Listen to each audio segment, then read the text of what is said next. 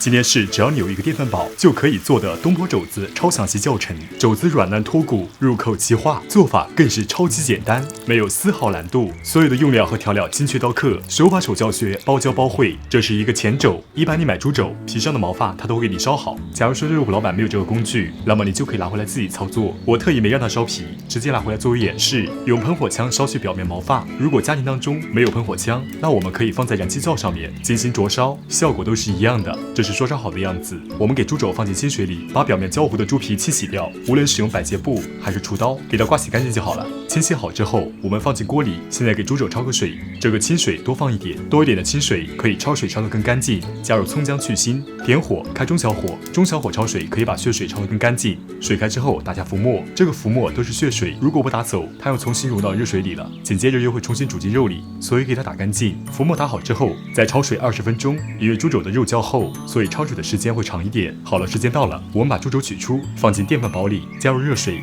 热水的量尽量没过猪肘。1小节桂皮，3颗八角，香料就这2种，1份花椒，花椒是可以去异味的，再放入点干辣椒，这个干辣椒的量可以根据你的口味来调整。然后就是葱姜，至于盐和酱油这些都不需要放，这个是白水煮的，因为这个东坡肘子后续是浇汁吃的。盖上盖子，煲3个小时。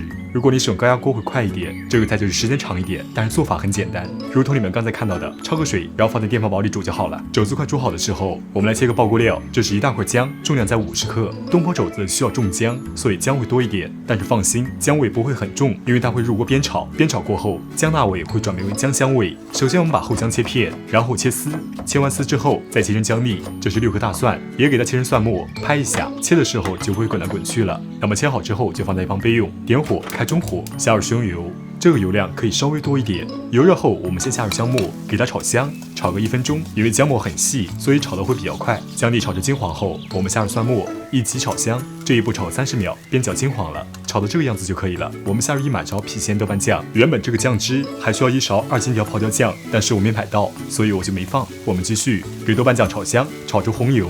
这一步炒30秒到1分钟，生姜味炒掉之后，我们下入1碗热水。接下来我们加入调料，我把需要的调料都会打字幕上面，这样大家看得更清楚一点。调料放好之后，我们给它勾个芡，让汤汁浓稠，这样肘子肉才能挂住酱汁。一手拉淀粉水，一手拉锅铲，淀粉水缓慢下入，锅铲要不停搅动，这个酱汁稍微浓稠了，这就可以了。然后我们把酱汁浇在已经软烂的肘子上面，哇，这个香味超足。